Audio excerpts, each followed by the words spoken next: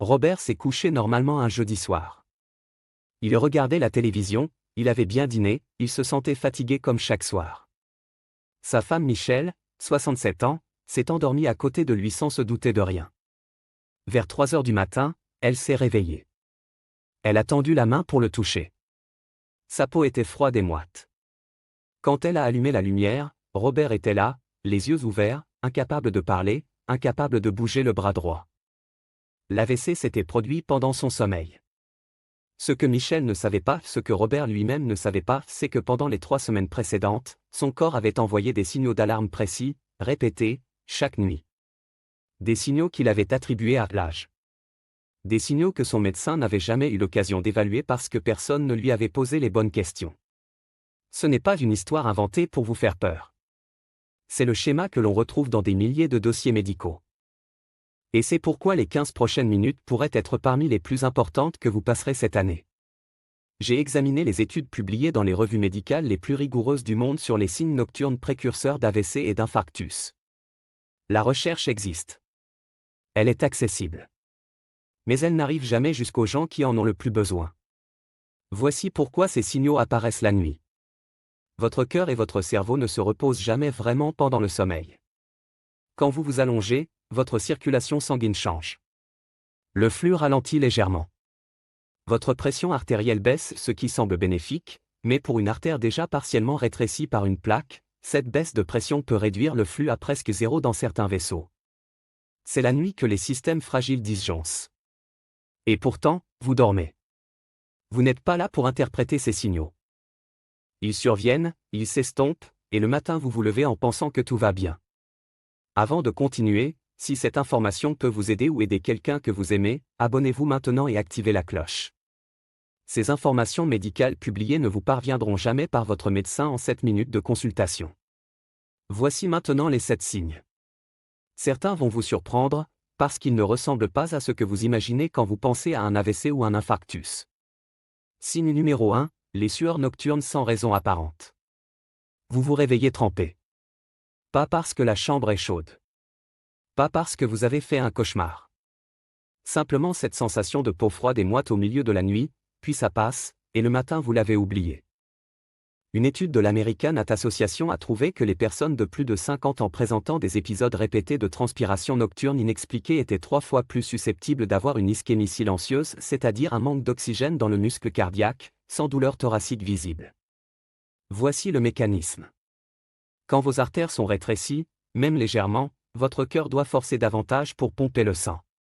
Cette surcharge déclenche une réponse du système nerveux autonome, la même réponse qui vous fait transpirer sous l'effet du stress ou de la peur. Mais là, il n'y a pas de stress. Il n'y a pas de peur. Il y a votre cœur qui lutte en silence pendant votre sommeil, et votre corps qui tente de vous l'indiquer par le seul canal disponible, votre peau.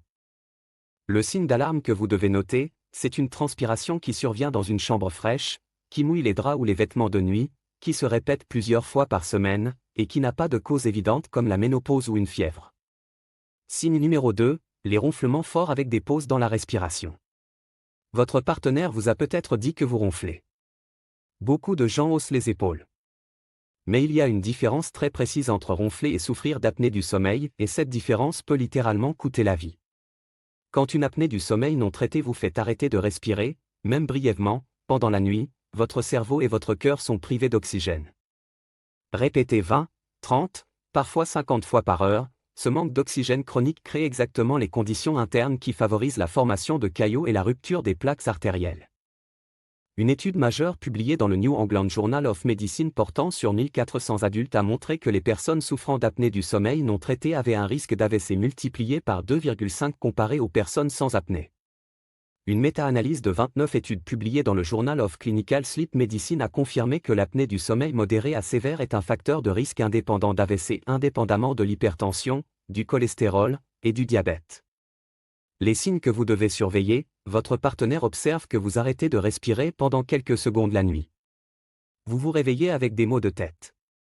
Vous êtes épuisé le matin même après 8 heures de sommeil. Vous vous endormez facilement dans la journée. Un simple test de sommeil à domicile peut confirmer ou exclure l'apnée. Traiter l'apnée avec un appareil CPAP réduit le risque d'AVC de 50% selon une étude publiée dans le journal Thorax. Ce n'est pas une mesure anecdotique, c'est une réduction massive du risque avec une intervention simple. Robert ronflait depuis des années. Michel lui avait dit qu'il s'arrêtait parfois de respirer la nuit. Il avait ri en disant que c'était son corps qui reprenait son souffle. Signe numéro 3, vous vous réveillez brusquement en manque d'air. Ce signe a un nom médical, dyspnée paroxystique nocturne. Il est plus grave que le ronflement parce qu'il indique une défaillance cardiaque débutante. Voici ce qui se passe. Quand votre cœur ne pompe plus suffisamment efficacement, le sang qui revient des poumons ne peut plus être évacué correctement. La nuit, en position allongée, ce reflux se produit plus facilement sans la gravité pour aider. Du liquide commence silencieusement à s'accumuler dans vos poumons. Vous dormez sans le savoir, votre respiration devient difficile, et à un moment, votre cerveau vous réveille en urgence. Vous vous asseyez brusquement, cherchant l'air. Quelques minutes plus tard, la position assise aide le liquide à se redistribuer, la respiration s'améliore, et vous pensez que c'était un mauvais rêve. Le lendemain matin, rien. L'American Heart Association a établi que les personnes qui présentent ce symptôme ont un risque d'événement cardiaque grave dans les 5 années suivantes multiplié par 8 comparé à celles qui ne l'ont pas. La bonne nouvelle, pris en charge tôt, ce signe réversible peut être traité avec des médicaments simples ou des changements alimentaires avant que des dommages permanents ne surviennent. Le signe d'alarme précis, vous avez besoin de vous asseoir ou de vous lever pour respirer normalement. Une toux sèche apparaît uniquement la nuit. Vous empilez inconsciemment de plus en plus d'oreillers parce que vous respirez mieux ainsi. Vous prenez du poids rapidement sans raison alimentaire, ce peut être de la rétention de fluide. Si vous reconnaissez l'un de ces signes, prenez un rendez-vous médical dans les 48 heures. Pas dans un mois. Dans 48 heures. Signe numéro 4, une douleur dans le bras gauche, la mâchoire ou le cou la nuit. Voici quelque chose que 60% des personnes ignorent selon une étude publiée dans le Journal of Gerontology. Quand vous vous réveillez avec une douleur dans le bras gauche, la mâchoire ou la nuque, vous ne pensez pas immédiatement à votre cœur. Vous pensez à votre posture de sommeil, à l'arthrose ou à la fatigue. Mais voici la réalité anatomique. Les nerfs qui transmettent les signaux de douleur depuis le cœur partagent les mêmes voies que les nerfs du bras gauche, de la mâchoire et du cou. Quand votre muscle cardiaque manque d'oxygène pendant la nuit, ce signal de détresse remonte par ces voies partagées et se manifeste dans des zones éloignées du cœur. Ce phénomène s'appelle la douleur référée.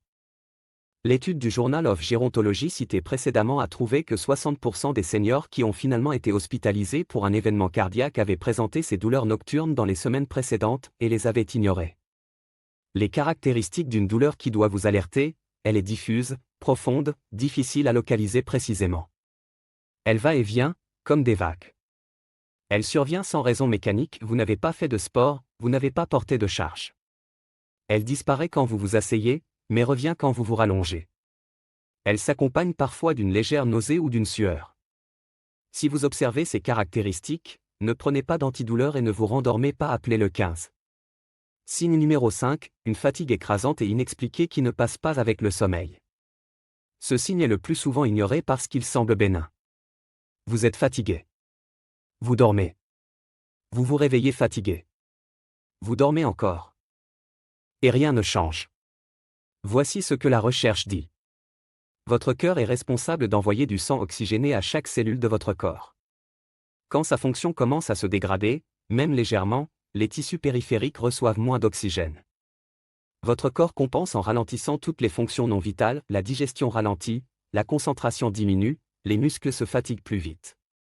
C'est comme une maison alimentée par un générateur défaillant, les lumières restent allumées, mais tout fonctionne en mode économie. Une étude publiée dans Circulation, la revue de l'American Heart Association, portant sur 28 000 femmes suivies pendant 8 ans, a identifié que la fatigue inhabituelle et persistante était le symptôme le plus fréquemment rapporté dans les mois précédant un infarctus présent chez 70% des patientes. Chez les hommes, une étude publiée dans le British Medical Journal a trouvé une corrélation similaire, quoique moins prononcée. La distinction cruciale entre fatigue bénigne et fatigue cardiaque, la fatigue bénigne disparaît après une bonne nuit. La fatigue cardiaque persiste même après le repos. La fatigue bénigne est contextuelle, vous savez pourquoi vous êtes épuisé. La fatigue cardiaque est inexpliquée, vous avez bien dormi, bien mangé, et vous êtes quand même à bout de force. Un autre signe que les médecins recherchent, un essoufflement pour des efforts que vous faisiez facilement avant. Montez un étage, marchez 200 mètres, portez les courses depuis la voiture. Ce n'est pas l'âge. C'est votre cœur qui vous dit qu'il a besoin d'aide. Signe numéro 6, le syndrome des jambes sans repos la nuit. Les jambes qui bougent, qui fourmillent, qui vous donnent une envie irrépressible de vous lever et de marcher. La plupart des gens qui souffrent de cela pensent que c'est neurologique, ou lié au stress, ou juste leur façon d'être. La réalité que la recherche révèle est différente. Le syndrome des jambes sans repos est fréquemment associé à une mauvaise circulation périphérique, c'est-à-dire une difficulté du cœur à pomper efficacement jusqu'aux extrémités. Quand vous êtes allongé et que la gravité n'aide plus la circulation, les jambes qui reçoivent déjà moins de sang manquent encore davantage d'oxygène. Le système nerveux interprète ce déficit comme une menace et envoie des signaux moteurs, d'où l'envie irrésistible de bouger. Une étude publiée dans le Journal of Sleep Research suivant des adultes de plus de 55 ans pendant 5 ans a trouvé que ceux qui souffraient de syndrome des jambes sans repos avaient 2 fois plus de risques de développer des complications cardiovasculaires dans les 5 années suivantes, comparé à ceux sans ce symptôme. Ce lien est particulièrement important pour les diabétiques et les personnes avec une hypertension de groupe où la circulation périphérique est déjà compromise. Si vous bougez les jambes depuis des années, cela ne signifie pas automatiquement un problème cardiaque. Mais si ce symptôme est apparu ou s'est aggravé récemment, et qu'il s'accompagne d'autres signes de cette liste, il mérite une évaluation. Signe numéro 7, des changements visuels soudains en se levant la nuit. Vous vous levez la nuit pour aller aux toilettes. Soudain, un œil voit flou. Ou vous voyez des taches sombres. Ou votre vision se brouille d'un côté pendant quelques secondes. Puis ça passe, et vous vous dites que c'était la somnolence ou le fait de vous lever trop vite. Ce symptôme est peut-être le plus urgent de toute cette liste. Les mini-AVC, appelés accidents ischémiques transitoires ou AIT, se produisent souvent la nuit ou au moment du lever, quand la pression artérielle fluctue. Pendant un AIT, un petit caillot bloque temporairement un vaisseau sanguin dans le cerveau, incluant ceux qui alimentent le nerf optique ou le cortex visuel. Le caillot se dissout en quelques minutes, la vision revient, et vous n'y pensez plus. Mais une étude publiée dans The Lancet portant sur 10 000 patients a montré que 10% des personnes qui subissent un AIT font un AVC majeur dans les 48 heures suivantes, et 20% dans les 90 jours. Une étude de Yale University a trouvé que les seniors qui rapportaient des changements visuels nocturnes avaient un risque d'AVC multiplié par 8 dans les 48 heures suivantes.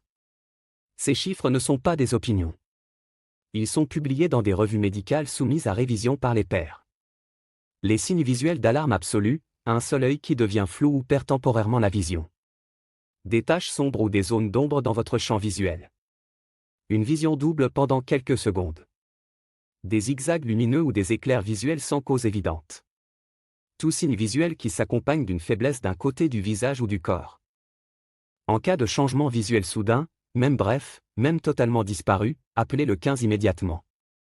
Ne conduisez pas. Ne vous rendormez pas en espérant que ça passe.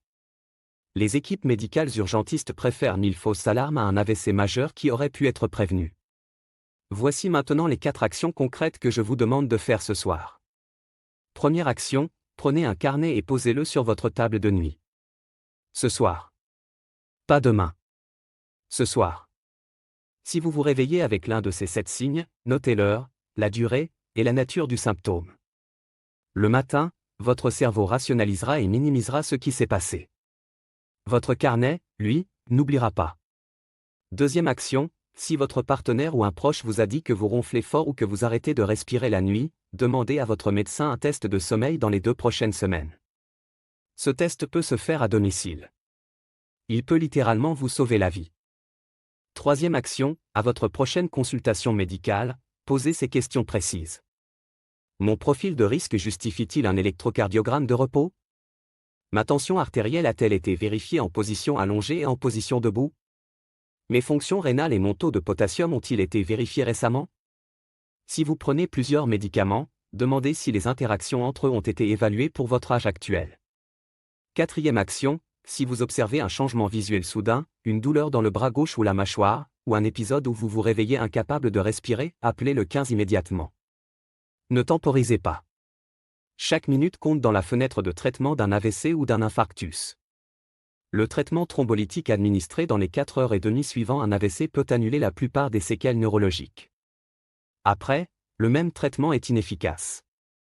Robert a survécu à son AVC. Il a récupéré partiellement après 8 mois de rééducation. Sa femme Michelle m'a dit une chose que je n'oublierai pas, les signes étaient là. Il se levait souvent la nuit. Il ronflait fort depuis des mois. Il me disait qu'il était épuisé sans raison. Si j'avais su ce que je sais aujourd'hui, j'aurais insisté pour qu'il consulte. Vous avez aujourd'hui ce que Michel n'avait pas.